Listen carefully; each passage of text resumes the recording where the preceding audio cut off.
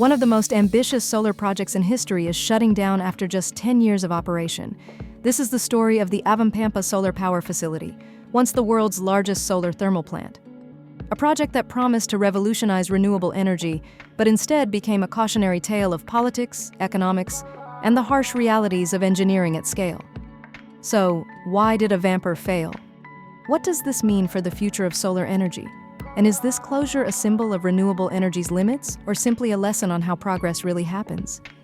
To understand Ivanpah, we need to rewind to the late 2000s. The US was reeling from the 2008 financial crisis. Jobs were scarce, the housing bubble had burst, and the Obama administration was desperate to jumpstart the economy while tackling climate change. Cue the 2009 American Recovery Reinvestment Act.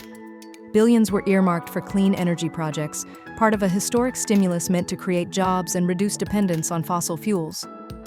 Among the projects that emerged from this wave of green optimism was Ivanpah. Two men in particular shaped Ivanpah's destiny. John Willard was the CEO of Bright Source Energy, a startup pioneering concentrated solar thermal technology. The other was David Crane, the CEO of NRG Energy, one of the largest power companies in the US. He saw Ivanpah as a bold gamble and a way to redefine his company as a leader in renewables. Together with Google, which invested $168 million, they envisioned a facility that would generate nearly 400 megawatt of clean energy. Enough, they claimed, to power 140,000 homes. Ivanpah would be more than just a power plant. It would be a statement, proof that America could build big, clean, futuristic energy infrastructure. In 2010, construction began in the Mojave Desert. Thousands of workers descended on the site.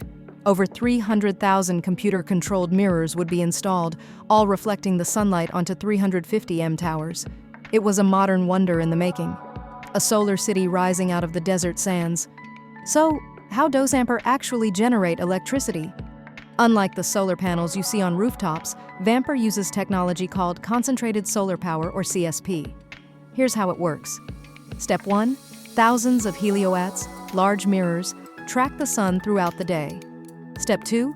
They focus the sunlight on a central receiver at top each tower. Step 3. That concentrated sunlight heats water into steam. Step 4. The steam drives turbines, generating electricity just like a coal or nuclear plant, but without the carbon emissions. In theory, CSP had significant advantages. It could scale up to utility level. It promised more stability than photovoltaics, and with the natural gas backup system, Ivanpah could generate power even when the sun wasn't shining. Bright Source Energy claimed Ivanpah would produce 1 million megawatt-hours annually. That was the pitch to utilities like PG&E, which signed long-term contracts to buy its power. For policymakers, it sounded like a dream. A cutting-edge job creating zero-carbon project that showed America leading the clean energy race. But in engineering, the gap between theory and reality is often where dreams collide with physics and economics. When Ivanpah went online in 2014, it did so with enormous fanfare. But behind the scenes, the financial maths was already looking shaky. The project had cost $2.2 billion to build, financed by private investors, and a $1.6 billion federal loan guarantee. To pay off, Ivanpah needed to deliver electricity at competitive prices. But here's the problem.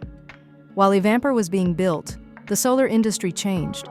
Between 2010 and 2014, the cost of photovoltaic solar panels fell by nearly 80%.